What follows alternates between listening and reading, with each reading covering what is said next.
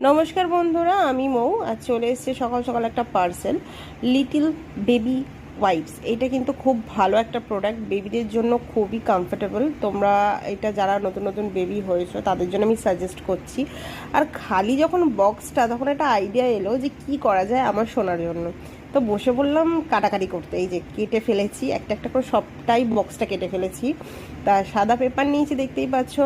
ফেভিগাম লাগাচ্ছি আমি বসে বসে। এখন কি করব দেখতেই পাবে। ছোটোবেলাকার একটা খুব মানে কি বলবো, কর্মশিক্ষার কথা মনে পড়ে গেল। এরকম করে আমরা কর্মশিক্ষা করতাম, তো খুব একটা ভালো কিছু বানাতে পারিনি। যেটা হয়েছে আর কি, সেটা এই যে এরকম ধরনের একটা ছোট্ট অ্যাকোরিয়াম আমি তৈরি করেছি আমার সোনার জন্য। দেখতেই পাচ্ছ, খুব একটা ভালো আমি পারিনি, তাও চেষ্টা করেছি, ইউটিউব দেখেই করেছি। তারপরেই আমি আমার সোনাকে নিয়ে খেলতে বসে পড়েছি। এই যে চলে এসছে দাদু, খুনসুটি করছে একদম। দাদুর সাথে খুনসুটি খেলা একদম জমে গেছে। এই যে দেখতেই পাচ্ছ কীরকম করছে। এই যে দুজনে মিলে খেলছে, তারপর হঠাৎ করে আমার কথা মনে পড়ে গেছে। তো আজকের জন্য এইটুকুনি। আবার একটা মিনি ব্লগ নিয়ে আমি চলে আসবো। কেমন লাগছে বলবে, অবশ্যই সাবস্ক্রাইব করবে। টাটা।